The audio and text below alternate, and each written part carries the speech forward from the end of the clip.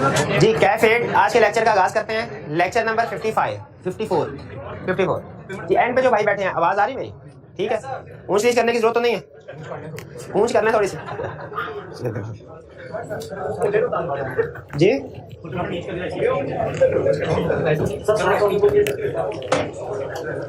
जी मेरे भाई, अब ठीक है। चलिए,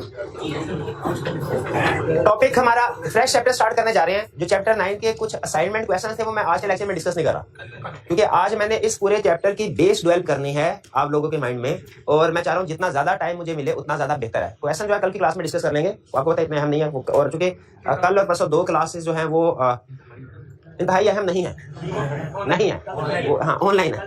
तो अहम का मतलब ये नहीं है कि वो बिल्कुल आप उसको छोड़ दें। अहम ना होने का मतलब ये है कि जो ज्यादा अहम चीजें हैं वो मैं आज के लेक्चर में शिफ्ट कर दी हैं, और जो हमारी क्वेश्चन की डिस्कशन होगी या जो असाइनमेंट डिस्कशन होगी वो फिर मैं कल के लेक्चर में आपके साथ शेयर करूंगा।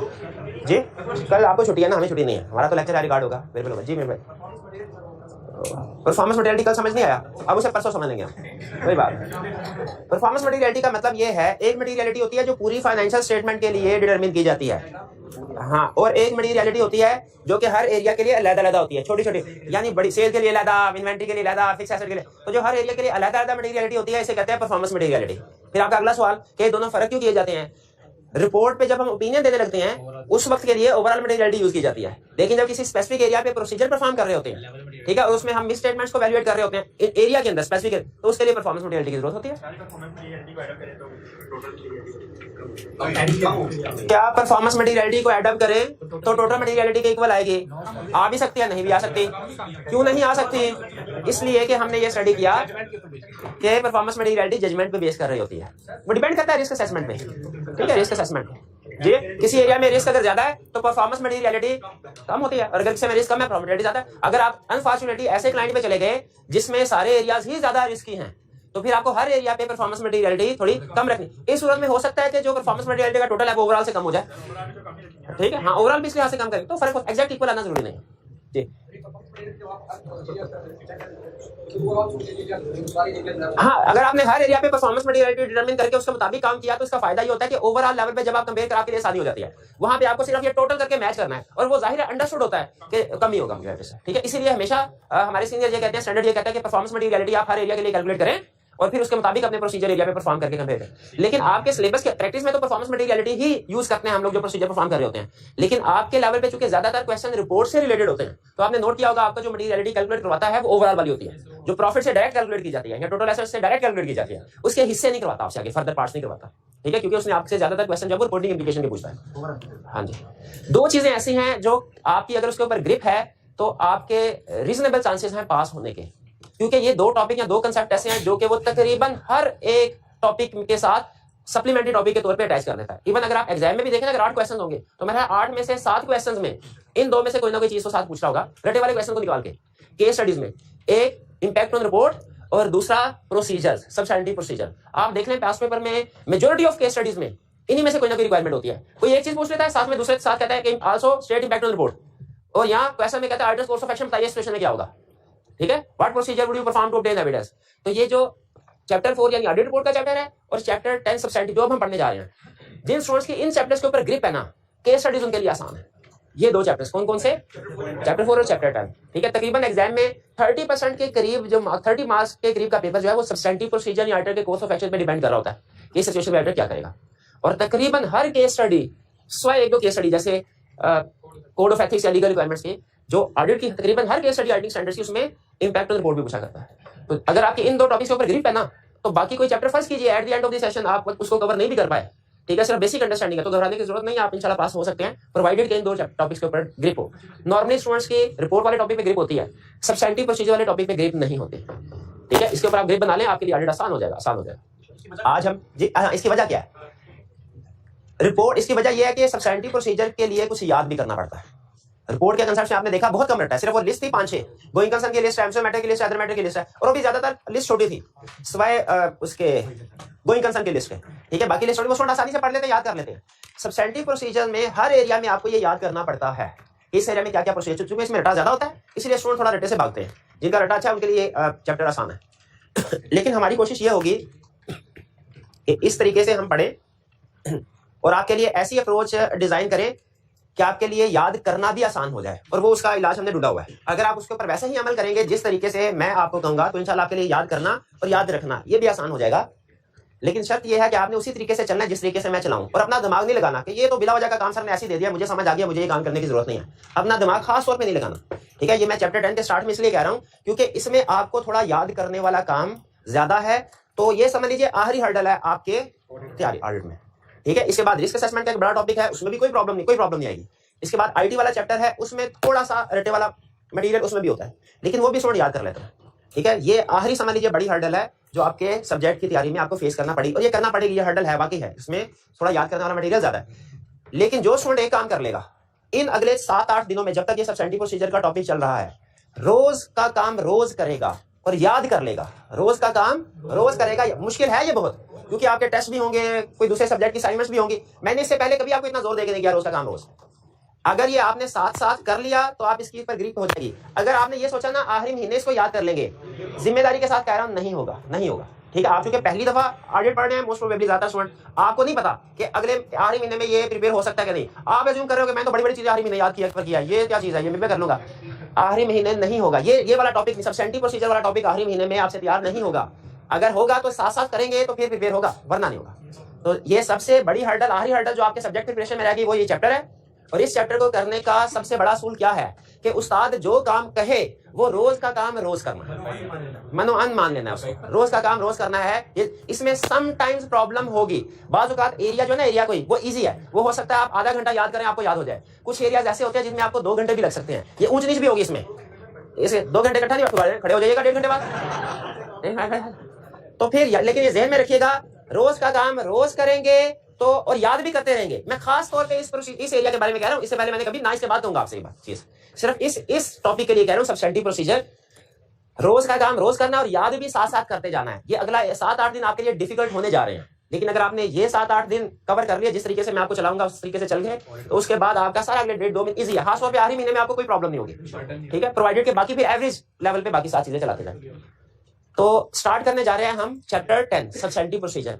हमारे सिलेबस में जो 2 सबसे ज्यादा अहम चैप्टर्स है ना, हमारे पूरे सिलेबस में जो 2 सबसे ज्यादा अहम चैप्टर्स हैं, उनमें दूसरा चैप्टर ये है।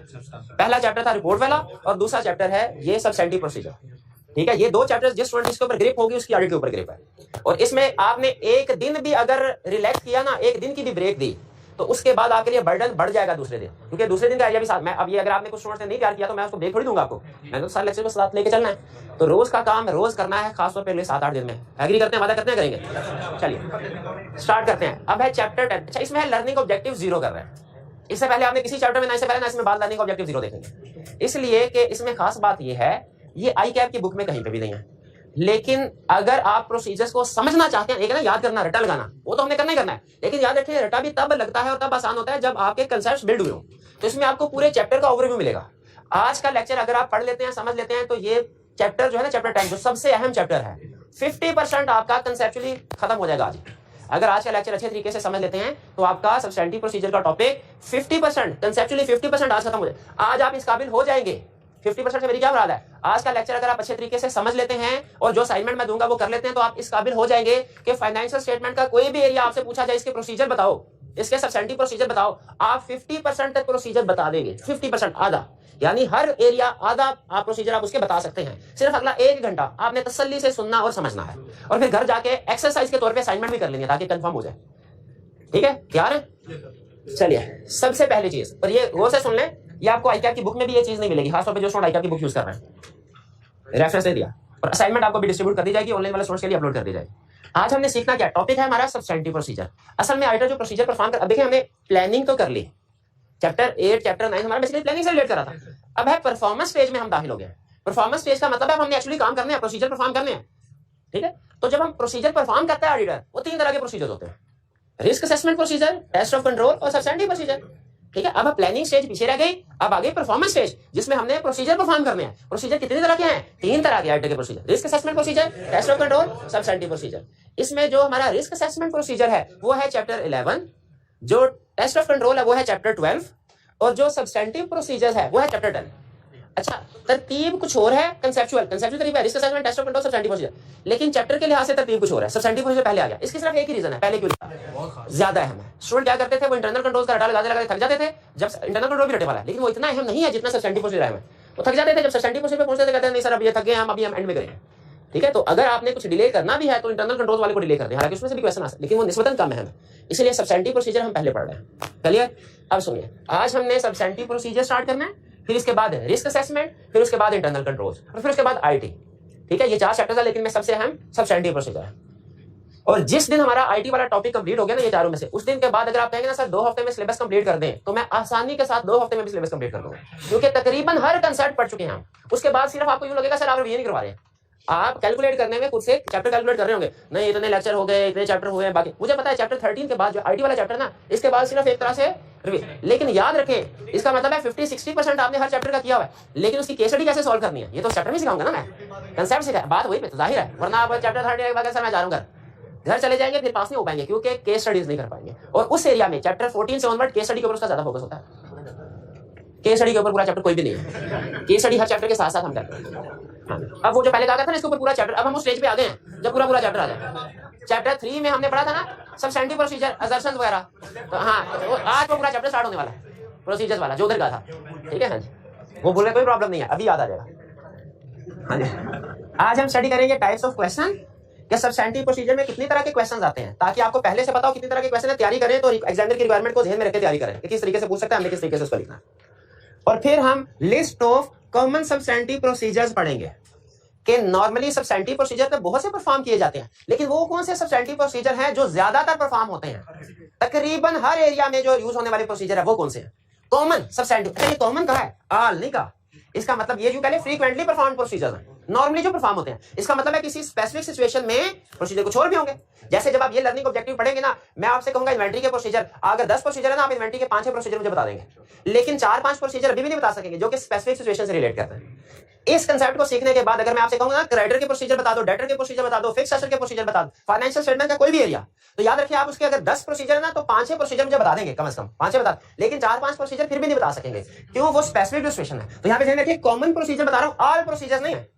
ये लिस्ट है, हो सकता है किसी एरिया में आप जाएं आगे चल के, जब हम पढ़े कल परसों के लेक्चर में, आपने सर आपने तो लिस्ट दिखाई थी कॉमन प्रोसीजर, उसमें तो ये वाला प्रोसीजर नहीं था, ये कहां से आ गया, तो वो स्पेसिफिक होगा। इसके मैं ऑल प्रोसीजर्स नहीं बता रहा, इसका मतलब यह है कि अगर आप आज का लेक्चर ले लेंगे, आप मोस्ट प्रोबेबली एग्जाम का क्वेश्चन 50% तक अटेम्प्ट कर सकते हैं, लेकिन 100% अटेम्प्ट नहीं कर सकेंगे। उसके लिए आपको हर एरिया अलग-अलग से डिटेल में खोल के पढ़ना पड़ेगा। तो यहाँ पे हम कॉमन प्रोसीजर, कॉमन ऑल नहीं, ऑल कॉमन प्रोसीजर स्टडी करेंगे, लेकिन इसे और उसका इस्तेमाल किस किस एरिया में वो इस्तेमाल होते हैं, लेकिन जिसने ये कंसेप्ट सीख लिया ना सब्सटेंटिव प्रोसीजर, उसके दिमाग में खुल जाएंगे, वो इजी हो जाएगा, उसे पता चल जाएगा ये क्या चीज है, किस तरीके से परफॉर्म करते हैं। अब चलते हैं सब्सटेंटिव प्रोसीजर्स के कुछ एग्जाम पॉइंट ऑफ व्यू से टिप्स है बेसिकली। 3 चीजें सिखानी आज के लेक्चर में मैंने आपको, जो अगर आपने सीख ली तो 50% ये चैप्टर खत्म, और ये मोस्ट इंपोर्टेंट चैप्टर है। एक सिखाना है टाइप्स ऑफ क्वेश्चन, इस टॉपिक में से कितनी तरह के क्वेश्चन आते हैं। दूसरा सिखाना है how to draft substantive procedure, SP का मतलब सब्सटेंटिव प्रोसीजर, नॉर्मली मैं एब्रिविएशन यूज नहीं करता, आपको भी मना करता हूं, मैं टाइम बचाने के लिए वर्ड यूज कर रहा हूं। हाउ टू सब्सटेंटिव प्रोसीजर को ड्राफ्ट कैसे करना है, एग्जाम में लिखना कैसे है, ड्राफ्टिंग स्किल वो आपको बता दिया। और फिर उसके बाद generally perform procedure, commonly perform procedure, frequently perform procedure, के नॉर्मली ऑडिटर कौन कौन से प्रोसीजर परफॉर्म करता है और वो किन किन एरियाज में परफॉर्म होंगे। पहले टाइप्स ऑफ क्वेश्चन, एग्जाम में जो इस चैप्टर में से क्वेश्चन आएगा, और ये कंफर्म है एग्जाम में अगर आपके 8 क्वेश्चन होंगे ना, कम से कम 3 क्वेश्चन में लाजमी प्रोसीजर घुसे होंगे, 3 क्वेश्चन में लाजमी। और इसी तरह रिपोर्ट के इंप्लीकेशन भी कम से कम 4-5 क्वेश्चन में होगी अगर एग्जाम में 8 क्वेश्चन आर केस स्टडी। अच्छा, टाइप्स ऑफ क्वेश्चंस के सब्सटेंटिव प्रोसीजर का टॉपिक जब टेस्ट करेगा तो कितनी तरह के क्वेश्चन, या एग्जामिनर डिसाइड करेगा, हाँ भाई सब्सटेंटिव प्रोसीजर का क्वेश्चन बनाना है, अकेला सब्सटेंटिव प्रोसीजर के चैप्टर से उठाऊं कि सब्सटेंटिव प्रोसीजर के टॉपिक को किसी दूसरे टॉपिक के साथ मर्ज करके क्वेश्चन बनाऊं, पहले एग्जामिनर का ये डिसीजन होगा। अगर वो डिसाइड करता है 16 क्वेश्चन बनाता हूं, 16 का मतलब सिर्फ सब्सटेंटिव प्रोसीजर, मैंने और कुछ नहीं पूछना, सिर्फ सब्सटेंटिव प्रोसीजर ही पूछने हैं, तो फिर अगला उसका डिसीजन होगा कि मैं पुराने फॉर्मेट के मुताबिक क्वेश्चन बनाऊं या नए अप्रोच के मुताबिक, जो एग्जामिनर की नई अप्रोच है। एग्जामिनर की पुरानी अप्रोच क्या होती थी, वो पूरे का पूरा एरिया पूछ लेता था।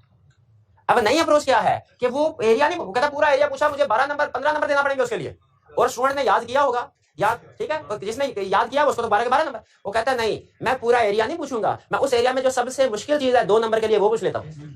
जिसने सबसे मुश्किल चीज याद की हुई, अंडरस्टूड है, उसने आसान भी याद की होगी। तो एग्जामिनर या तो पूरा एरिया पूछेगा या उसका स्पेसिफिक पार्ट या सेशन पूछेगा। जैसे फर्स्ट कीजिए, अगर एग्जामिनर हूं मैंने पहले ये डिसाइड किया सब्सटेंटिव प्रोसीजर का 16 क्वेश्चन बनाना है, यानी से किसी दूसरे टॉपिक के साथ ऐड नहीं करना, फिर मैं डिसाइड करूंगा अच्छा कौन सा अब 18-19 एरियाज है, चलो इस दफा फिक्स एसेट्स को टेस्ट करते हैं। मेरा अगला डिसीजन ये होगा फिक्स एसेट्स का पूरा एरिया के सब्सिडी प्रोसीजर पूछ लूं या किसी स्पेसिफिक पार्ट या सेशन के। अगर मैं फिक्स एसेट आपसे पूछना, बताओ जी एक कंपनी की बैलेंस शीट, मैन्युफैक्चरिंग कंपनी की बैलेंस शीट में फिक्स एसेट अपीयर हो रहे हैं, बताओ कैसे वेरीफाई करोगे? इसका मतलब क्या है, आपने सारे प्रोसीजर बता देने हैं, ठीक है। ये इसमें मुझे आपको 15-20 नंबर देना पड़ेंगे, लेकिन मैं क्या पुराने जमाने में ऐसा कभी हो जाता 12-13 नंबर के क्वेश्चन पूछ रहा। अब क्या कर, अब वो कहेगा क्लाइंट ने अपने फिक्स एसेट्स को रीवैल्यू करवाया है, बताइए रीवैल्यूएशन सरप्लस के एक्यूरेसी कंफर्म करने के लिए क्या प्रोसीजर परफॉर्म करेंगे? बताइए डेप्रिसिएशन को कंफर्म करने के लिए क्लाइंट की डेप्रिसिएशन ठीक है, क्या प्रोसीजर परफॉर्म करेंगे? अब देखिए आपने जो प्रोसीजर रीवैल्यूएशन का है उसमें सिर्फ रीवैल्यूएशन से स्पेसिफिक चीजें बतानी है। जब पूछा उसने डेप्रिसिएशन की बताओ तो सिर्फ डेप्रिसिएशन से रिलेटेड करना।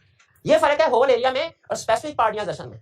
अगर वो आपसे कहता है क्रेडिटर को कैसे वेरीफाई करोगे, होल एरिया, जो भी प्रोसीजर हम स्टडी करेंगे वो होल एरिया है। और अगर आपसे कहता है कि क्रेडिटर्स पिछले साल की निस्बत इस साल अमाउंट बहुत कम है, आप कैसे इंश्योर करेंगे कि क्रेडिटर्स कंप्लीटली रिकॉर्ड हो गए हैं, तो इसका मतलब है वो आपसे सिर्फ एक असर्शन या एक एरिया एक पार्ट के बारे में पूछ रहा है, कंप्लीटनेस ऑफ क्रेडिटर्स, बाकी किसी चीजों के बारे में नहीं पूछा। अगर आपसे पूछा बताओ इन्वेंटरी को कैसे वेरीफाई करोगे, पूरा एरिया। अगर कहे बताओ कैसे इंश्योर करोगे कि obsolete inventory items identify separately हो रही हैं या ऑब्सोलीट आइटम्स के ऊपर प्रोविजन रिकॉर्ड की गई, एनआरवी के प्रोसीजर, वो स्पेसिफिक एरिया स्पेसिफिक असर्शन है, ठीक है। एक क्वेश्चन में उसने कहा बताओ बैंक के एरिया में क्या प्रोसीजर परफॉर्म करोगे, होल एरिया। एक में उसने कहा क्लाइंट ने बैंक रिकंसिलिएशन स्टेटमेंट बनाई है, इसको कैसे वेरीफाई करोगे? आपने सिर्फ डीआरएस के प्रोसीजर बताने, इसके अलावा प्रोसीजर नहीं बताना है। तो फर्क समझ आ रहा है? यहाँ तो आपसे एग्जाम में पूरा एरिया पूछेगा, यहाँ आपसे पार्ट ऑफ द एरिया पूछेगा, यहाँ स्पेसिफिक असर्शन पूछेगा। आपको पता है किसी भी एरिया को वेरीफाई करने के लिए 6 की 6 दर्शन वेरीफाई करते हैं ना। अगर उसने पूरा एरिया पूछ लिया तो हम सारी दर्शन सारे प्रोसीजर लिखते हैं, लेकिन अगर स्पेसिफिक पार्ट पूछ लिया स्पेसिफिक तो हम सिर्फ वही रेलिवेंट पोर्शन। इस सूरत में अगर आप दूसरे इररेलेवेंट प्रोसीजर लिखेंगे तो उनके मार्क्स नहीं मिलेंगे। ये बात पिक करने समझ आ गई ये बात कि पूरा एरिया है। अच्छा जब वो आपसे स्पेसिफिक एरिया क्वेश्चन पूछता है ना, सम टाइम रटे स्टाइल में क्वेश्चन बनाता है, सम टाइम केस स्टाइल में क्वेश्चन बनाता है। जैसे रटे वाला style, how would you ensure completeness of creditors, और दूसरा इस तरह से क्वेश्चन पूछ सकता है, आपने पिछले साल के साथ इस साल के क्रेडिटर्स को कंपेयर किया, अमाउंट सिग्निफिकेंटली कम थी, बताइए आप इस सिचुएशन में क्या प्रोसीजर परफॉर्म करेंगे। अब देखिए रिक्वायरमेंट है ना, इस सिचुएशन में क्या प्रोसीजर परफॉर्म करेंगे, रिक्वायरमेंट से कुछ पता नहीं चल रहा क्या लिखना है, वो आपने सिचुएशन को देख। अच्छा सिचुएशन को अगर आपने समझ लिया ना, बन ये भी वही रटे वाला क्वेश्चन जाता है, लेकिन उसने स्टाइल कैसा रखा, केस स्टडी का। एक होता है ना रटे वाला क्वेश्चन, एक होता है केस स्टडी वाला क्वेश्चन, एक होता है केस स्टडी नुमा रटे वाला क्वेश्चन, यानी हाँ जैसे कोड ऑफ एथिक्स, वो बाहिर दिखता है केस स्टडी है, लेकिन आपने एंड में आके होना रिप्रोडक्शन है उसमें। उसी तरह यहाँ पे भी सब्सटेंटिव क्वेश्चन में भी इस तरह होगा, आपने इस सिचुएशन में ये आइडेंटिफाई करना था यार मसला किस एरिया में आ रहा है, क्रेडिटर में, और कौन सा कंप्लीटनेस के ऊपर, उसको दिखाइए। क्लियर होगी ये बात? टाइप ऑफ क्वेश्चन क्या है, पहला एग्जामिनर ने जब डिसीजन करना है ना, ये तो कंफर्म है सब्सटेंटिव का क्वेश्चन डालेगा 100% कंफर्म है। फिर उसका डिसीजन क्या करना है, सोलो बनाओ के कॉम्बो। सोलो का मतलब क्या है, सिर्फ सब्सटेंटिव से क्वेश्चन पूछेगा। कॉम्बो का मतलब क्या है, सब्सटेंटिव को दूसरे टॉपिक के साथ मिलाएगा। सोलो पूछेगा, यहाँ तो होल एरिया में से क्वेश्चन पूछ सकता है स्पेसिफिक पार्ट, ठीक है। समटाइम सीधा सीधा कहता है कि इसके प्रोसीजर बताओ जी, शेयर प्रीमियम के प्रोसीजर बताओ कैसे वेरीफाई करोगे, ठीक है। और बात केस स्टडी शायद बताता है कि कंपनी ने during the year right issue shares किए हैं प्रीमियम के ऊपर, बताइए आप इस सिचुएशन में क्या प्रोसीजर परफॉर्म करेंगे, है वही, लेकिन स्टाइल उसका इंफॉर्मेशन देने का क्या बन गया, केस स्टडी स्टाइल। ये बात समझ आ गई? एग्जाम में तकरीबन 30 रफली एस्टिमेट है 35% चांस है सोलो क्वेश्चन पूछेगा और 65% चांस है कॉम्बो क्वेश्चन पूछेगा दूसरे के साथ मिला। और अगर सोलो क्वेश्चन पूछेगा तो 90% चांस है कि स्पेसिफिक एरिया या दर्शन पूछेगा, पूरा एरिया नहीं पूछेगा, क्योंकि अगर पूरा एरिया पूछेगा उसे मार्क्स ज्यादा देने पड़ेंगे, जबकि वो पूरा एरिया पूछने की बजाय जो उसकी मुश्किल चीज होती है सिर्फ वही पूछ लेते हैं कम मार्क्स के साथ। और देखिए सीए का जो पेपर सेटर है उसका बनता भी यही है कि वो बीए के क्वेश्चन की तरह पूरे का पूरा एरिया देके ना पूछ ले, बल्कि जो मुश्किल चीज है उसे 2-3 आने, ठीक है, ताकि इसमें सिलेबस भी ज्यादा से ज्यादा टेस्ट हो सके और जिस स्टूडेंट ने तैयारी की और जिस स्टूडेंट ने तैयारी नहीं किया वो भी डिफरेंशिएट हो सके। और इसी तरह मैं खुद इससे एग्री करता हूँ, इसी तरह पेपर होना चाहिए, बनता भी यही बेटर लगता है। क्योंकि जब पेपर बहुत ज्यादा आसान होता है या जब पेपर बहुत ज्यादा मुश्किल होता है तो घोड़े गधे सारे बराबर हो जाते हैं दोनों सूरतों में। इसलिए उसे पेपर को बैलेंस रखना चाहिए, ट्रेंड को फॉलो करते हुए डिफिकल्ट चीजें टेस्ट करें, बिल्कुल करें, लेकिन बहुत ज्यादा डिफिकल्ट भी नहीं होनी चाहिए जो ट्रेंड सेट है, और बहुत ज्यादा आसान भी नहीं होनी चाहिए। बहरहाल ये समझ आ गया। अच्छा कॉम्बो, जब वो हमारे सब्सटेंटिव प्रोसीजर के टॉपिक को दूसरे किसके टॉपिक से मिला सकता है, एक सब्सटेंटिव प्रोसीजर को रिपोर्ट के साथ। इसमें क्या करेगा, कहेगा ये सिचुएशन है, बताइए इसमें आप क्या प्रोसीजर परफॉर्म करेंगे, आपका कोर्स ऑफ एक्शन क्या होगा, और फिर plus also state implication of report. यानी अगर प्रोसीजर परफॉर्म करने से आपकी तसल्ली नहीं होती तो फिर के रिपोर्ट पे क्या इंपैक्ट होगा वो भी आपने बताना होता है, ठीक है। सब्सटेंटिव यानी 10 नंबर का क्वेश्चन है तो शायद 6 या 7 नंबर सब्सटेंटिव प्रोसीजर के दे दे, 3 या 4 नंबर रिपोर्ट के दे, बहरहाल उसकी अपनी असेसमेंट है। तो सब्सटेंटिव प्रोसीजर को और किसी चैप्टर के साथ लिंक कर सकता है, ऐड कर सकता है, मैच कर सकता है, यस, किस टॉपिक के साथ, रिपोर्ट के साथ। और किस टॉपिक के साथ, रिस्क वाले के साथ, वो भी हमने पढ़ना है चैप्टर 11। आपको कोई सिचुएशन बताएगा, जैसे अभी क्रेडिटर वाली मैंने एग्जांपल दी, आपको इन्फॉर्मेशन देगा क्वेश्चन के नीचे, लिखेगा कि प्रोसीजर बताइए और इंपैक्ट ऑन द रिपोर्ट बताइए, और ऊपर क्वेश्चन में लिखा होगा पिछले साल के क्रेडिटर थे 5 मिलियन, इस साल के क्रेडिटर है 3 मिलियन। रिस्क बताइए, क्या इसमें आपको रिस्क नजर आ रहा है? रिस्क नजर आ रहा है? क्या रिस्क नजर आ रहा है? अंडर स्टेटमेंट किसकी? क्रेडिटर्स की। अब आपने जो प्रोसीजर परफॉर्म करने हैं किस एरिया के करने हैं? क्रेडिटर। और क्या सारे प्रोसीजर परफॉर्म करने हैं? कौन से? अच्छा, वैसे मेरा दिल कर रहा है, अब आपने चूंकि अच्छा जवाब दिया है तो मैं भी थोड़ा कॉन्फिडेंट फील कर रहा हूँ। अगर आप कहें तो इस चैप्टर का रिस्क असेसमेंट और सब, वैसे मैंने दोनों ही नहीं पढ़ाए हुए, अभी तो स्टार्ट किया ना, सब रिस्क भी पढ़ना है। इसका जो सबसे ज्यादा पूछता है रिस्क और प्रोसीजर, वो आपसे पूछ लो। और मजे की बात ये कैफ लेवल पे भी पूछता है, C5 लेवल पे भी पूछता है, दोनों लेवल पे सबसे ज्यादा जो एग्जांपल पूछो। पिछले साल की निस्बत इस साल सेल सिग्निफिकेंटली कम है। एक मिनट है ये requirement number 1, identify and evaluate risk. पहला, हाँ, इन्वेंट्री सेल नहीं हो रही, उसके ऑब्सोलीट होने का रिस्क है। इन्वेंट्री सेल नहीं हो रही, उसके ऑब्सोलीट होने का रिस्क है। और दूसरा रिस्क क्या है? Impairment of fixed assets. ठीक है, कि फिक्स्ड एसेट में है, this is an indication of impairment of fixed assets. ये हो गया। अच्छा, देखिए, तसल्ली से भागना नहीं है, तसल्ली से कंसेप्ट बिल्ड हो रहा है। 2 रिस्क बताए। रिक्वायरमेंट 2 में कह रहा है also state procedure to address these risk. अब पहला सवाल मुझे ये बताइए, दोनों रिस्क इकट्ठे और दोनों के प्रोसीजर नीचे इकट्ठे लिख दें कि जो रिस्क है आमने सामने लिखे, जो रिस्क है उसके प्रोसीजर उसके सामने, जो दूसरा रिस्क है उसके प्रोसीजर उसके सामने। ऐसे ही है। अब देखिए, कंसेप्ट बिल्ड हो रहा है, बहुत अहम है। इसके साथ यूं समझिए चैप्टर 11 भी आपका कवर हो रहा है। अगर आपने दरमियान में लाइन लगा दी, लेफ्ट साइड में लिख दिया रिस्क, ऐसे करेंगे ना, राइट साइड में लिखा सब्सटेंटिव प्रोसीजर। अगर 2 रिस्क आ रहे हैं इंफॉर्मेशन से, आपने नीचे लगाई लाइन ऊपर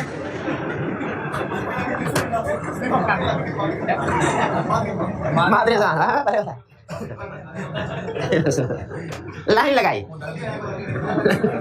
और नीचे आया दूसरा, बस कर दे, कंसेप्ट बिल्ड हो रहा है। देखें, रिस्क और यहाँ पे सब्सटेंटिव प्रोसीजर, ये सब्सटेंटिव प्रोसीजर होंगे इस रिस्क के, और ये सब्सटेंटिव प्रोसीजर होंगे इस। एग्री करते हैं? अच्छा, पहला मैंने बताया नहीं आपसे, लेकिन पूछ रहा हूँ। पहला रिस्क इन्वेंट्री ऑब्सोलीट हो गया। ऑब्सोलीट इन्वेंट्री को आइडेंटिफाई करने के लिए क्या प्रोसीजर? चेक करेंगे जाके, क्योंकि फिजिकली डैमेज इन्वेंट्री तो नहीं है। शाबाश, 1 नंबर करेक्ट। इन्वेंट्री की एनआर भी चेक करेंगे, जैसे क्लाइंट की कैलकुलेशन देख ली, या जैसे ये रेंट के बाद सेल प्राइस देख ली। शाबाश। एक आखिरी प्रोसीजर रह गया, मार्केट देखेंगे कि न्यू टेक्नोलॉजी तो नहीं आ गई। शाबाश। और आखिरी प्रोसीजर रह गया, एजिंग रिपोर्ट देख लेंगे। एजिंग रिपोर्ट इन्वेंट्री की देख लें, ठीक है। अच्छा, मुझे बताइए इम्पेयरमेंट ऑफ फिक्स्ड एसेट, इसमें सिर्फ एक प्रोसीजर मुझे बता। चले, एक फिजिकल इंस्पेक्ट करें, डैमेज तो नहीं है, और दूसरा एक इम्पेयरमेंट टेस्टिंग चेक कर लेंगे उसकी। और अगर आपने पढ़ा हो तो इम्पेयरमेंट टेस्टिंग करना क्लाइंट की जिम्मेदारी है, हमारी जिम्मेदारी सिर्फ इसकी कैलकुलेशन को चेक करना है। हमने सिर्फ उसकी कैलकुलेशन को चेक करना है। ये देखें, ये उसने मिक्स कर दिया। ये वाला हिस्सा चैप्टर 10 है और ये वाला हिस्सा चैप्टर 11 है। यही करेगा काम, यही कंसेप्ट है सिर्फ। और इसमें बहुत से रिस्क हमने रेडी करे हुए हैं। कहाँ? ये वाला चैप्टर 2 में, प्रोफेशनल स्केप्टिसिज्म में। आप बेसिकली वो जब हम लर्निंग अपेंडिक्स पढ़े थे ना, उस वक्त चैप्टर 11 कवर कर रहे थे हम, लेकिन मैंने आपको बताया नहीं था, वरना आप कहते हो सर इतने दूसरे चैप्टर में 11 पे ले गए हमें, ये तो हमें समझ नहीं आएगा। हाँ जी, वो जो लिस्ट थी हमारी वो थी भैया। कि अब समझ आ गया आपको कि सब्सटेंटिव प्रोसीजर को रिपोर्ट के साथ भी मिला सकता है, सब्सटेंटिव प्रोसीजर को रिस्क के साथ मिला, और सब्सटेंटिव प्रोसीजर को की ऑडिट मैटर के साथ मिला सकता है। कोई स्टूडेंट बता सकता है कैसे? आपको याद है की ऑडिट मैटर हमने टॉपिक पढ़ा हुआ ना, उसकी प्रेजेंटेशन याद है कैसी थी? क्या की ऑडिट मैटर की प्रेजेंटेशन में सब्सटेंटिव प्रोसीजर आते थे राइट साइड पे, याद है? उस वक्त मैंने आपको सिर्फ फॉर्मेट बताया था, क्योंकि प्रोसीजर कराए नहीं हुए थे। एग्जाम में क्या कहता है? आपको इन्फॉर्मेशन देगा और कहेगा बताइए इसमें की ऑडिट मैटर है कि नहीं, और अगर की ऑडिट मैटर है उसको एड्रेस कैसे करें, उसको ड्राफ्ट करके दें। असल में की ऑडिट मैटर की ड्राफ्टिंग में सब्सटेंटिव प्रोसीजर लाजमी हिस्सा होते हैं। पता है राइट साइड आपको याद है? How would you address, what क्या था, what why how, what why how. हाँ जी बिल्कुल, तो जो हाउ था वो था सब्सटेंटिव प्रोसीजर। भाई ये बात समझ आई? सोलो भी पूछ सकता है, कॉम्बो भी पूछ सकता है, और कॉम्बो में नॉर्मली 3 टॉपिक के साथ मजीद किसी के साथ करेगा वो भी आइंदा आपको बता दूंगा। फिलहाल वो 3 टॉपिक्स में खेल रहा है। एक सब्सटेंटिव प्रोसीजर को रिपोर्ट के साथ मर्ज कर देता है, दूसरा सब्सटेंटिव प्रोसीजर रिस्क का कहता है सवाल, तीसरा की ऑडिट मैटर सब्सटेंटिव प्रोसीजर। और इसका ज्यादा चांस है, ठीक है, खास तौर पे सबसे। अब मैंने कोशिश किया कि इसी तरतीब से सबसे ज्यादा चांस इस क्वेश्चन के आने का है, फिर उसके बाद इसका और फिर इसका। क्लियर? ये अब आगे चलते हैं। सब्सटेंटिव प्रोसीजर को ड्राफ्ट कैसे करना है। मैं ड्राफ्टिंग नहीं सिखा रहा, ड्राफ्टिंग का असूल सिखा रहा हूँ। यानी अभी तो आपको पता ही नहीं है कौन सा प्रोसीजर परफॉर्म करना है, अभी आप लिख नहीं पाएंगे, लेकिन जहन में 2-3 हिदायतें इंस्ट्रक्शंस जो है ना, ये आपने जहन में बिठा लेनी है। ये जहन में बता, पहली चीज, जब आपने सब्सटेंटिव प्रोसीजर को लिखना है ना, तो उस वक्त आपने कंप्लीट सेंटेंस फॉर्म को लिखना है। जब आपने सब्सटेंटिव प्रोसीजर लिखना है, इसको उल्टा दीजिए अब, शाबाश शाबाश मेरी बहन, इसको शाबाश, इसको सेंटेंस फॉर्म में लिखना है, कंप्लीट सेंटेंस फॉर्म में। लेकिन कंप्लीट सेंटेंस फॉर्म में एक मसला होता है, क्या? याद करना मुश्किल होता है। याद रखें, एक वर्ड आसान करना आसान है, 10 वर्ड्स का सेंटेंस याद करना निस्बतन मुश्किल है। आप इमेजिन कीजिए, अब मैं आपको सबसे बड़ा मसला जिसकी वजह से स्टूडेंट की जान जाती है चैप्टर से, वो आपके सामने रख रहा हूं। कितने एरियाज है हमारे तकरीबन? देखें चैप्टर में कितने हैं, 18 19 20 है, 17 है, ठीक है।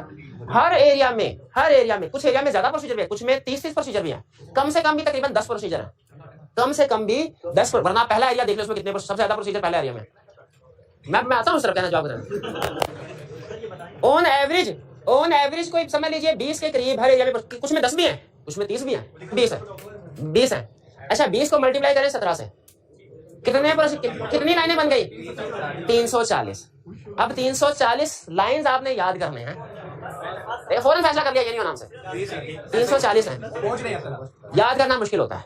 लेकिन अगर आपसे कहा जाए 340 लाइंस की बजाय 340 अल्फाज याद कर लो, तो हाँ वो भी नहीं हो, मुझे पूरा ही, लेकिन फिर भी निस्बतन तो काम आसान है ना, ठीक है। तो आपने याद, अच्छा लेकिन उन 340 अल्फाज को भी किस तरीके से याद करना है वो मेरा काम है, वो आपको बताना, और आपने उसके ऊपर अमल करना। हाँ भाई का काम है, आपने उसके ऊपर अमल करना, ठीक है। हाँ जी, आपको देखें जी मेरे भाई, 7 का पढ़ा सुना, मैं सीरियस हूँ, 7 का पढ़ा सुना, 7 नहीं, ऐसे नहीं मारे, 7 एकम 7, 7 एकम 7, 7 14, 7 या 21, 7 चौका 2.5, 7 5 35, 7 6 42, 7 7 4, 7 8 56, 7 9 63, 7 8 67।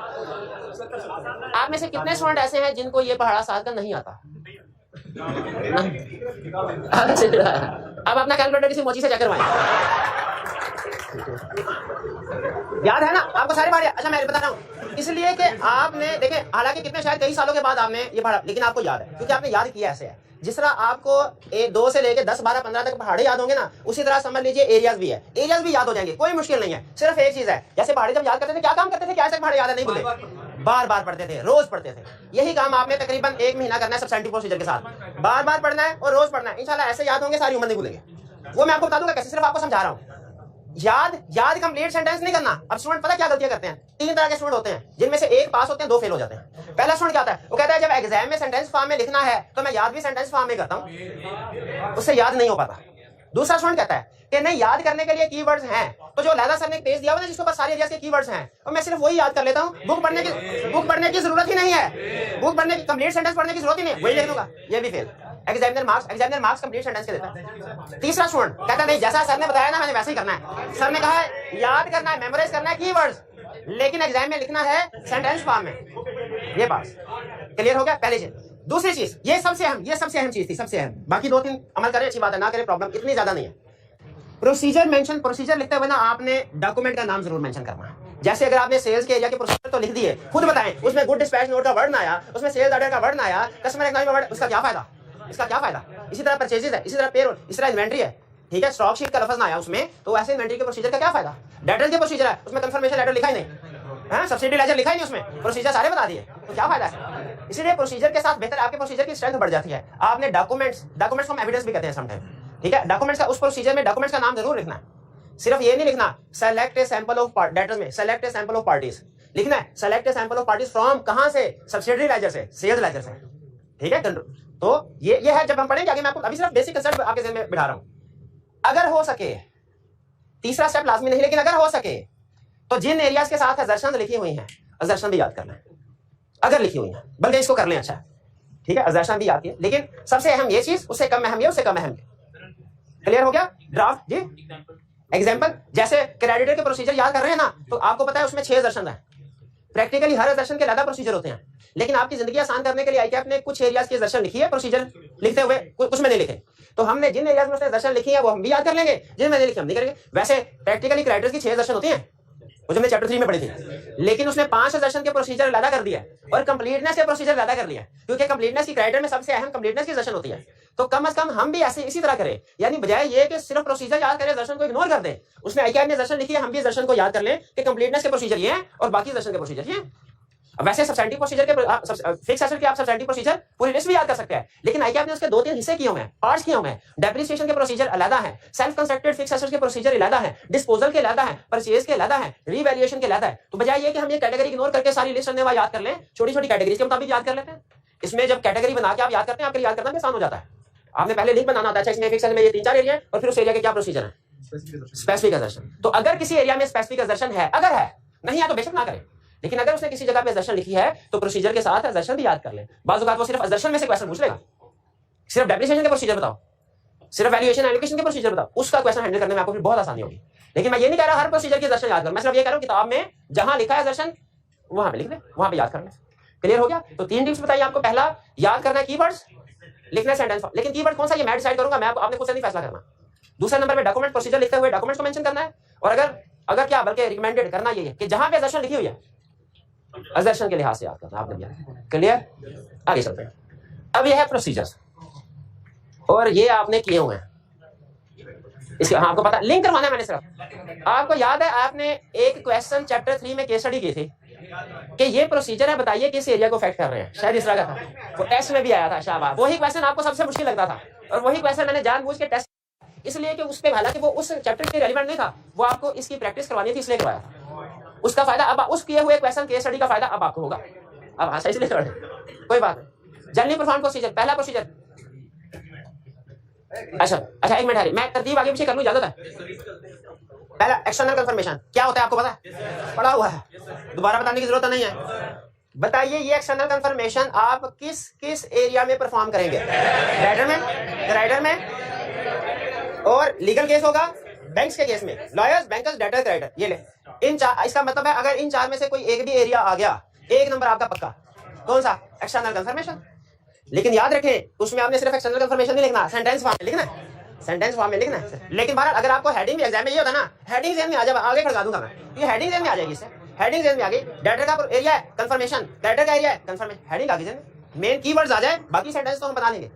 क्लियर ये? अच्छा अब आगे चलते हैं। Ageing analysis. एजिंग एनालिसिस पता है आपको क्या होता है? एजिंग आपने अकाउंटिंग में सीखा भी होगा। किस किस की एजिंग है? इन्वेंट्री की, शाबाश। किसकी? डेटर्स की, शाबाश। इन्वेंट्री और डेटर्स की एजिंग बनती है, क्रेडिटर्स की भी एजिंग बनती है। क्यों? डेटर्स की तो इसलिए बनती है अगर पुराने है तो राइट ऑफ करो, इन्वेंट्री की तो इसलिए बनती है पुरानी इन्वेंट्री नहीं बिक रही है ना भी रिकॉर्ड करना है, क्रेडिटर की किस लिए? तो जो पुराने 3 साल से पुराने क्रेडिटर है उनको भी राइट ऑफ करना है, पैसे नहीं देने उनको। राइट ऑफ आपने टैक्स में पढ़ा होगा, 3 साल पुराने जो है वो राइट ऑफ कर देते हैं। टैक्स नहीं पढ़ा, बी लॉ पढ़ा है, बिजनेस लॉ, उसमें टाइम बार डेट होता था, किसी को पैसे देने हैं 3 साल गुजर गए, अब भाई ला रहे तो उसको राइट ऑफ करना है। अच्छा अब सुने, अब इसका मतलब ये है कि डेटर्स का अगर एरिया आ गया, हमने अभी कुछ भी नहीं पढ़ा हुआ, 2 नंबर फिर भी ले लेंगे। एक एजिंग एनालिसिस लिखे, क्लियर? आगे चलें। फिजिकल, अभी नहीं थोड़ी फिजिकल वेरिफिकेशन किसकी? अच्छा 2 ऑप्शन दे रहा हूँ, फिजिकल 3 स्टेटमेंट में से एक करेक्ट है। फिजिकल वेरिफिकेशन होगी हर एसेट की, फिजिकल वेरिफिकेशन होगी इनटेंजिबल एसेट्स की, फिजिकल वेरिफिकेशन होगी टेंजिबल की, टेंजिबल की। तो अब बताइए फिजिकल वेरिफिकेशन का प्रोसीजर किन किन एरिया में? फिक्स एसेट्स में, इन्वेंट्री में, कैश में। फिक्स एसेट्स है, इन्वेंट्री है, कैश है, मेरा ठीक है।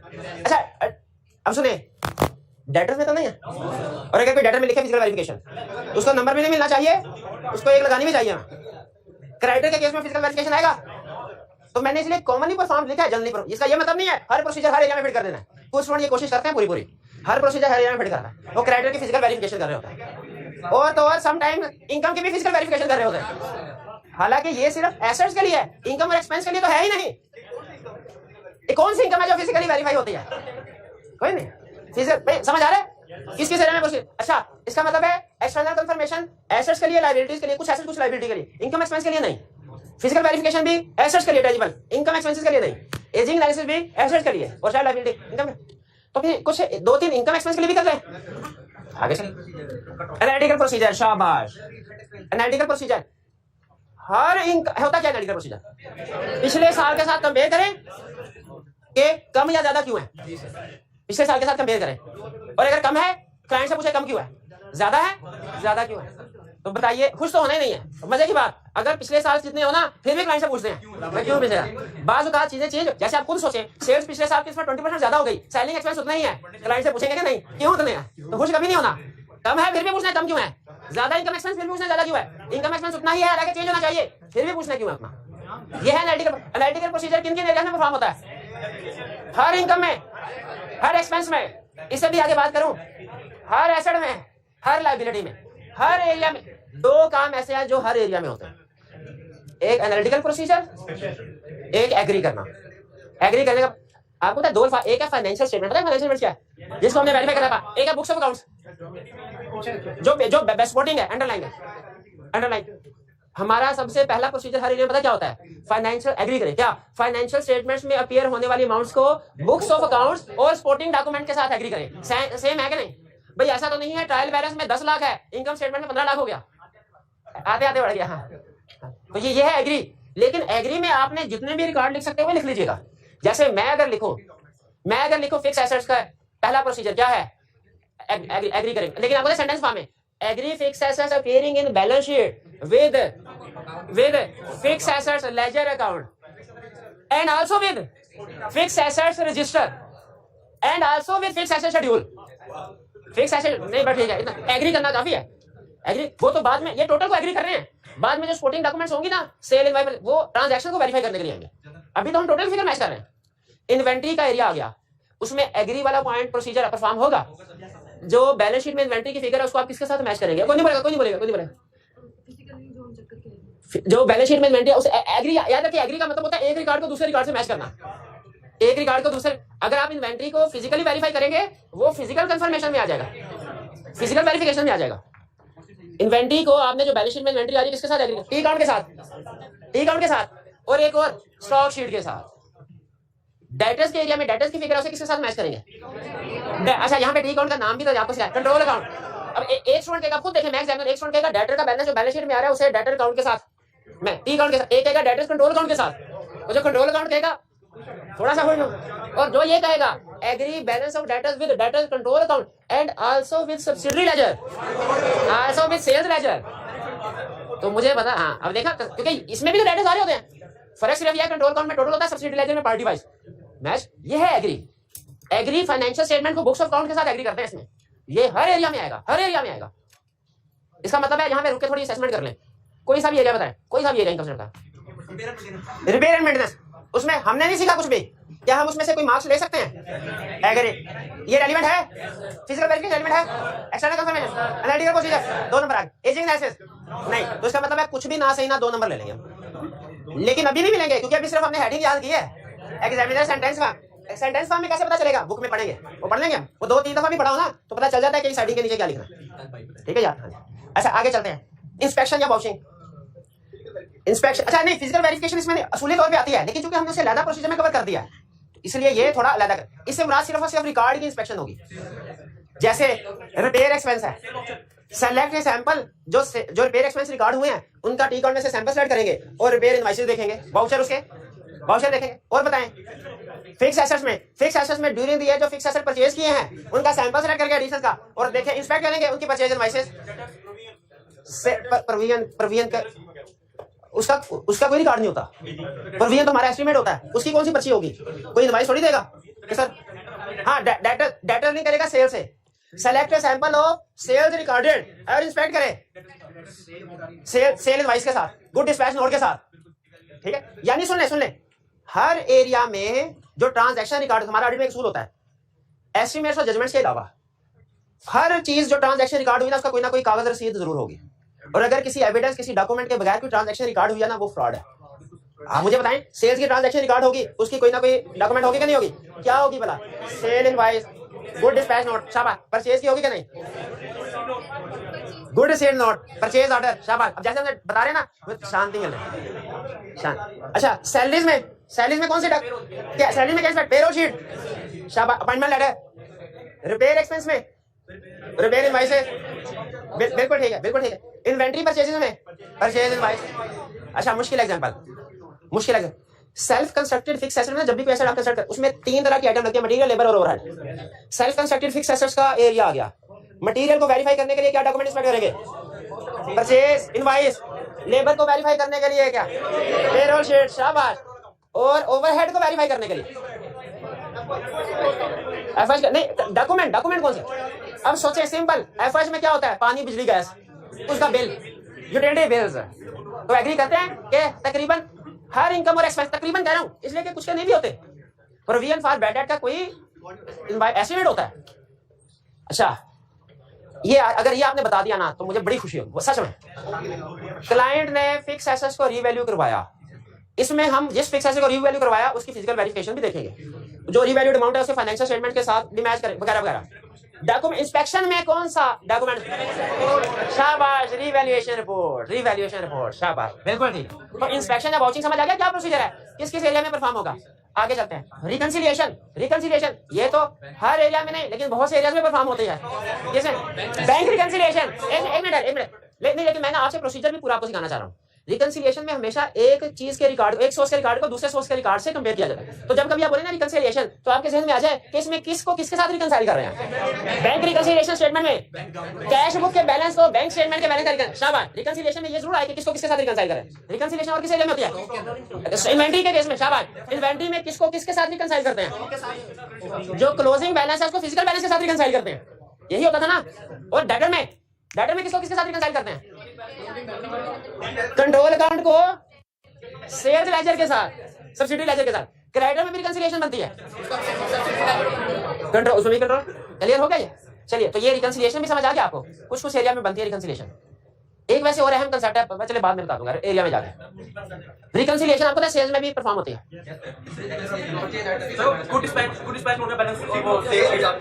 यस, आपने, अच्छा मुझे बताइए, आपको तो अभी ये सिखाया जाता है ना कि अभी सेल्स हुई उसकी एंट्री पास करो, 2 घंटे बाद फिर सेल हुई उसकी एंट्री पास करो। प्रैक्टिकली ऐसा नहीं होता। प्रैक्टिकली हाँ, एक पूरे दिन की जितनी भी सेल्स इनवॉइसेस होती है ना उनको इकट्ठा कर लिया जाता है और एंड में जाके बैच बना के, आपने शायद उसमें अगर transaction processing system, batch processing system के जरिए एंट्री होती है। उसमें एक रिस्क होता है बैच प्रोसेसिंग में, ऐसा ना हो कोई एंट्री मिस ना हो जाए। पढ़ते तो है सारा, 10 इनवॉइसेस हैं तो 10 की 10 रिकॉर्ड होनी चाहिए। ये कैसे करते हैं? रिकॉर्डेड ट्रांजैक्शन को रिकंसाइल करते हैं फिजिकल इनवॉइसेस के साथ, बैच टोटल के साथ। ये है, हाँ, ये तो कंप्लीटनेस है। इसका मतलब है जितनी भी मैं दिखाना नहीं चाह रहा था लेकिन भाई ने लफ्ज बोला, उसने कहा सर इसका मतलब है रिकंसिलिएशन से कौन सी असर्शन वेरीफाई होती है। अच्छा, फिर अब असर्शन के ऊपर आ ही गए आप, तो मुझे बताइए फिजिकल वेरिफिकेशन से कौन सी असर्शन? फिजिकल वेरिफिकेशन से एग्जिस्टेंस नहीं, असर्शन हमारी भी कहता है। नहीं, भैया ने कहा फिजिकल वेरिफिकेशन से एग्रेस होती है। रिकैलकुलेशन का मतलब होता है जो टोटल हुआ है उसको दोबारा देखो सही किया कि नहीं। डेप्रिसिएशन की रिकैलकुलेशन, शाबाश। प्रोविजन और बैड डेट की रिकैलकुलेशन। फिक्स एसेट्स को बेचा है, प्रॉफिट या लॉस हुआ उसकी रिकैलकुलेशन। सेल इनवॉइस सही टोटल हुआ कि नहीं, रिकैलकुलेशन। परचेजेस में भी आएगा, परचेज इनवॉइसेस की रिकैलकुलेशन। इन्वेंटरी में भी आएगा क्या?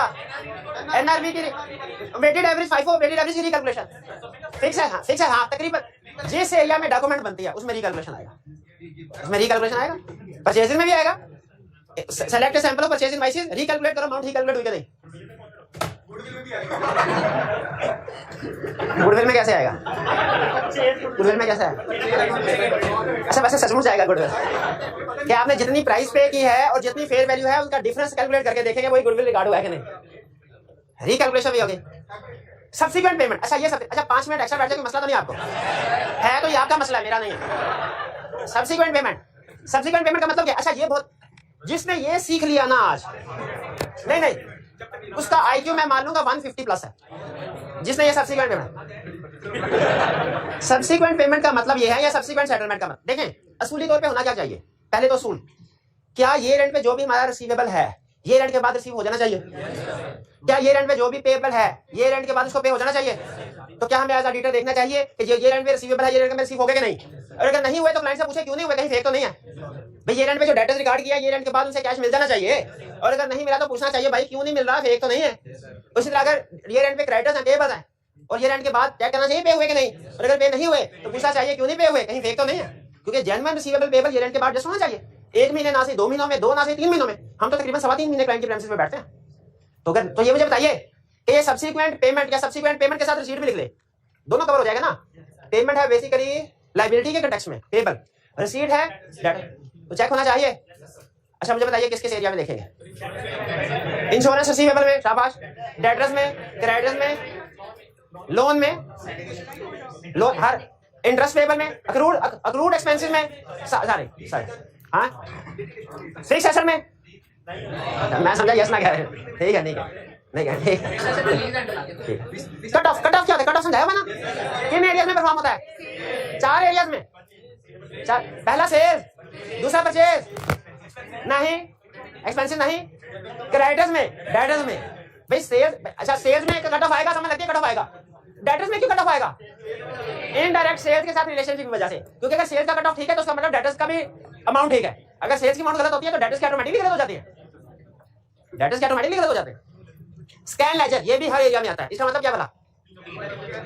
टी अकाउंट देखो किसी भी और उसमें से, हाँ अब आपको लगेगा ये मैं मजाक कर रहा हूं, लेकिन ये बात ठीक है। हकीम लुकमान के बारे में मशहूर था, नब्ज देख के मर्ज बता देता है। उसी तरह जो चार्टर्ड अकाउंटेंट होता है ना, उसको सिर्फ टी अकाउंट देख के बता देता है इसमें किस ट्रांजैक्शन में मसला है। कई दफा, हमेशा नहीं, कई दफा एक्सपीरियंस, प्रोफेशनल स्केप्टिसिज्म। हालांकि अगर मैं आपको बता दूं ना, असूल सिखा दूं, आप कहेंगे सर ये तो अब हम भी कर सकते हैं बहुत, लेकिन क्या है कॉमन सेंस। अब आपको बताता हूं स्कैन लेजर का मतलब क्या है। टी अकाउंट को देख के उसमें से अनयूजुअल आइटम्स निकालना, क्योंकि वो मिस स्टेटमेंट हो सकती है। आप टी कार्ड, आप तो स्पोर्टिंग डॉक्यूमेंट देखेंगे ना, जिसकी स्पोर्टिंग डॉक्यूमेंट जेन्युइन है, सही है, वो ट्रांजैक्शन सही है, दूसरी सही नहीं, आप तो ऐसे चेक करेंगे। पार्टनर लेवल पे जब आप पहुंचेंगे ना, तो आप सिर्फ बैलेंस शीट को टी अकाउंट को देख के पता चले। और हमारे पार्टनर से करते थे। अब मैं आपको बताता हूं, अब आपको तरीका बता, 2-3 तरीके बताऊंगा, ज्यादा नहीं बताऊंगा। आपको तरीका कार पता चल जाएगा स्कैन लेजर से कैसे मिस स्टेटमेंट निकलता। एक्सपेंसेस का, रिपेयर एक्सपेंस का टी अकाउंट देख रहे हैं, उसमें एक क्रेडिट ट्रांजैक्शन आ गई है, क्रेडिट ट्रांजैक्शन आ गई। अब बाकी डेबिट की सारी आइटम छोड़ देंगे, कहेंगे क्रेडिट की पकड़ो, क्यों बोला? अनयूजुअल है। वही वो तो डेबिट एरियाज में क्रेडिट कौन सी आ गई? रेंट एक्सपेंस, बिल्डिंग रेंट पे ली हुई है, उसमें 13 ट्रांजैक्शन है, 12 ट्रांजैक्शन 1 तारीख की है, एक ट्रांजैक्शन है जो 17 तारीख की है डेबिट ही है, वो भी डेबिट है, ये भी डेबिट। बाकी की 12 छोड़ देंगे, 13वीं 17 तारीख वाली उठा लेंगे। क्यों? क्योंकि रेंट एक्सपेंस है, इसमें तो 12 महीने होते हैं, 13वां महीना कौन सा आ गया जिसकी? तो एक तो गलत है। कौन सी गलत है? 17 वाली, क्योंकि रेंट की पेमेंट हर महीने 1 तारीख को हो रही है। ये समझे कैसे? अच्छा, रिपेयर एक्सपेंस का टी अकाउंट स्कैन कर रहे हैं, रिपेयर एक्सपेंस आ रही है 2500, 2000, 300, 1700, 825 और उसके बाद 75 लाख, फिर 375, 838। अब क्या करेंगे? तो इसका मतलब रिपेयर एक्सपेंस को स्कैन करते हुए बड़ी आइटम अनयूजुअल है, प्रोबेबली मिस स्टेटमेंट है। और फिक्स एसेट्स को स्कैन करते हुए छोटी छोटी अमाउंट्स। तो देखा, ये जो मैंने एग्जांपल आप मुझे बताया, लेजर को स्कैन करके आइडेंटिफाई कर सकते हैं ना। बिल्कुल, ये आपको मैंने कुछ एग्जांपल बताई, तो आपको भी अंदाजा हो गया वाकई ये डिटेल वर्क करना जरूरी नहीं, बात बात ऊपर से स्कैन करके भी लेजर को मिस स्टेटमेंट आ जाती है। इसी तरह की और भी तरीका कार है जो आहिस्ता आहिस्ता आप सीखेंगे। प्रेजेंटेशन का मतलब क्या है? ये भी तकरीबन हर एरिया में आता है। कैसे? किसी भी, देखें, तकरीबन हर एरिया की डिस्क्लोजर रिक्वायरमेंट्स होती है स्टैंडर्ड में। फिक्स एसेट की है IAS 16 में, इन्वेंटरी की है IAS 2 में, इनटेंजिबल्स की है 38, इम्पेयरमेंट की भी है 36, कुछ की नहीं भी है, जैसे कैश की शायद नहीं है, बैंक की, कैश एंड बैंक की भी है, चले हाँ। लेकिन हमने हर केस में लिखना है कि हमने देखना है कि क्या इस एरिया के डिस्क्लोजर्स को IFRS के मुताबिक प्रेजेंट किया गया कि नहीं, प्रेजेंटेशन एंड डिस्क्लोजर IFRS के मुताबिक है कि नहीं। ये भी तकरीबन हर एरिया में, खास तौर पे ये जो मैंने इन्वेंटरी, फिक्स एसेट वगैरह है, डेटर क्रेडिट में भी लिख दें। रिटर्न रिप्रेजेंटेशन, कुछ एरियाज ऐसे होते हैं जिनमें रिटर्न रिप्रेजेंटेशन हम क्लाइंट से ऑब्टेन करते हैं, जैसे लिटिगेशन, जैसे प्रोविजंस जो एस्टीमेट्स जजमेंट पे बेस कर रहे हो। ये अभी आपने नहीं पढ़ी केसेस, ये भी पढ़नी आपने चैप्टर 20 में। इसमें शायद कुछ जगहों पे आपको प्रॉब्लम है, कुछ ना कुछ इलाज कर लें, लेकिन ये कोई बात नहीं, ये भी आगे चल के सीख लेंगे इसमें भी चैप्टर। अच्छा, अब ये आपको अंदाजा हो गया। अब आप देखेंगे जितने भी पूरे चैप्टर में ना यही प्रोसीजर घूम रहे होंगे। अब आपने होम असाइनमेंट क्या करनी है, बहुत आसान, नहीं याद नहीं करना है। लेफ्ट साइड पे प्रोसीजर है, राइट साइड पे एरिया। पहले अच्छा इसको पढ़ना है, ऐसे एक एक करके करना है। पहले एक एरिया सारा करना है, फिर दूसरा एरिया सारा करना है, फिर तीसरा एरिया सारा करना है, फिर चौथा, ऐसे करना है। इस तरह नहीं करना कि पहले ये प्रोसीजर है, ये किस एरिया में परफॉर्म होगा, ऐसे नहीं, क्योंकि एग्जाम में क्वेश्चन प्रोसीजर के लिहाज से नहीं आएगा, एरिया के लिहाज से आएगा। हम तैयारी भी ऐसे ही करें, पहला एरिया पकड़े, टेंजिबल नॉन करंट एसेट, इधर प्रोसीजर पढ़े। अगर आपको लगे कि इस एरिया में ये प्रोसीजर परफॉर्म होता है, डब्बे में टिक, अगर लगे नहीं होता क्रॉस। फिजिकल वेरिफिकेशन होती है, टिक करें। एक्सटर्नल कंफर्मेशन होती है, क्रॉस कर दें। एनालिटिकल प्रोसीजर होते हैं, टिक कर दें। फिर मैं आपसे पूछूंगा परसों कल क्या एनालिटिकल प्रोसीजर होता है, आप मुझे बता देंगे ना कि सर पिछले साल के फिक्स एसेट को इस साल के साथ कंपेयर करेंगे, पिछले साल का डेप्रिसिएशन रेट इस साल के साथ, ये बता दें। अच्छा बताएं, इंस्पेक्शन होती है, हाँ, जो फिक्स एसेट परचेज किए होंगे तो टिक लगाएं। फिर मैं आपसे पूछूंगा इंस्पेक्शन किसके करोगे, आपको बताना चाहिए सर जो फिक्स एसेट परचेज किए हैं उनकी इनवॉइसेस देखेंगे। सब्सिक्वेंट पेमेंट होती है, सब्सिक्वेंट पेमेंट, हाँ इसी तरह टिक क्रॉस असाइनमेंट समझ आ गई। जिसने ये पेज कंप्लीट कर लिया इंशाल्लाह ये चैप्टर उसके लिए आसान है, और जिसने नहीं किया उसके लिए मुश्किल है। ठीक है जी, ये था। हाँ, अब ये मैंने असाइनमेंट लाजमी, नेक्स्ट जब भी आप आएंगे असाइनमेंट साथ लेके मैंने लाजमी चेक करूंगा, लाजमी चेक करूंगा, लाजमी चेक करूंगा इंशाल्लाह ये असाइनमेंट। और इसके ऊपर अपना ID नाम लिख लीजिए, ये ना असाइनमेंट करके साथ वाला छुट्टे से चुरा ले, उस दिन इसकी बड़ी वैल्यू होगी इस समय की। चलिए आज का लेक्चर यहाँ पे खत्म करते हैं हम।